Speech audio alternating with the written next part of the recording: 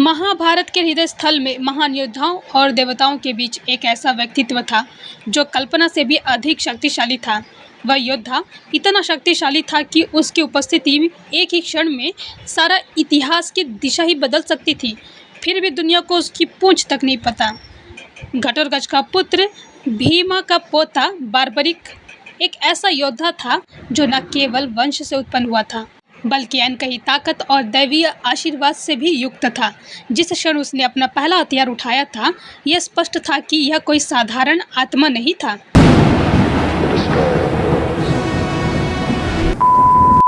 द्वापर युग के अंतिम चरण में जब महाभारत का युद्ध कुरुक्षेत्र में होने वाला था, तब एक महान योद्धा हिमालय की गुफाओं में तपस्या कर रहा था। वह कोई और नहीं बल्कि घटोत्कच का पुत्र बार्बरिक था। बार्बरिक को भगवान शिव से 3 अद्भुत बाणों का वरदान प्राप्त था, जिन्हें त्रिबाण कहा जाता था। इन बाणों की शक्ति इतनी थी कि केवल एक बाण से पूरी सेना का विनाश हो सकता था और दूसरा बाण जिसे चिन्हित कर दे वह सुरक्षित हो सकता था। तीसरी बाण उन सभी को नष्ट कर सकता था जिन्हें पहले बाण ने चिन्हित किया हो। इसी कारण बार्बरिक को 3 बाणधारी कहा जाता था।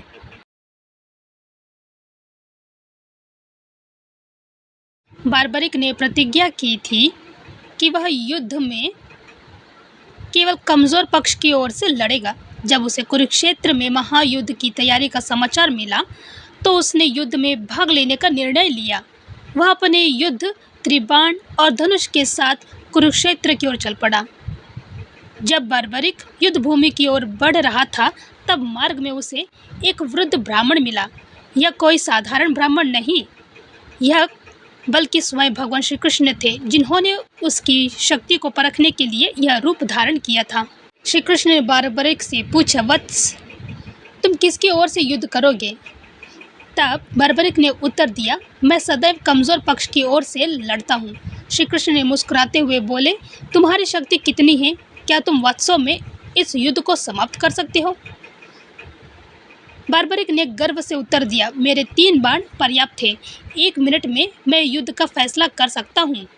श्री कृष्ण ने बार्बरिक से उसकी शक्ति को दिखाने का अनुरोध किया। बार्बरिक ने अपनी धनुष पर एक बाण चढ़ाया और कहा, हे ब्राह्मण, आप जिस किसी भी वस्तु को चिन्हित करने को कहेंगे, यह बाण उसे चिन्हित कर देगा।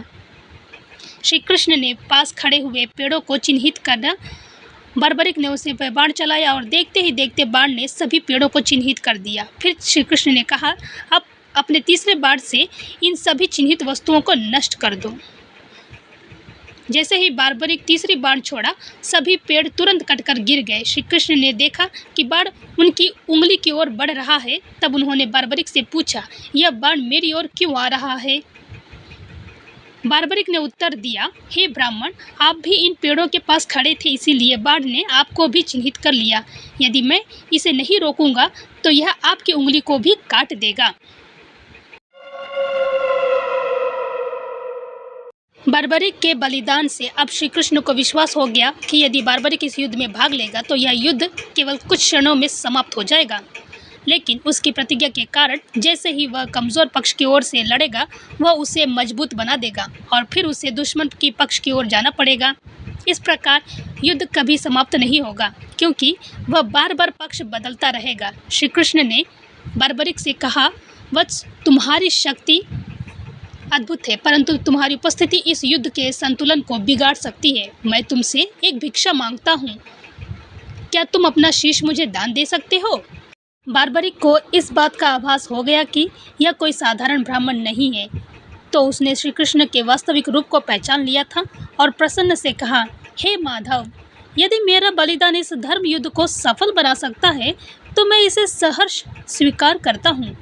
इतना कहकर बार्बरिक ने स्वयं अपनी गर्दन काट दी और श्री कृष्ण से उसे वरदान मिला कि वह युद्ध समाप्त होने तक कुरुक्षेत्र में उपस्थित रहेगा और संपूर्ण युद्ध को देख सकेगा।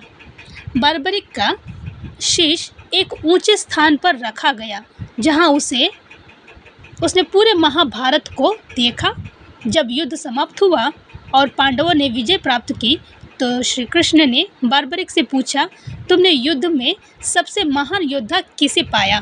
बार्बरिक ने उत्तर दिया, मैंने देखा कि पूरे युद्ध में केवल आप ही लड़ रहे थे। हे माधव, कोई और योद्धा नहीं, बल्कि हर स्थान पर केवल आपका ही रूप दिखाई दे रहा था। श्री कृष्ण मुस्कुराए, क्योंकि यही सत्य था। उन्होंने बार्बरिक को आशीर्वाद दिया।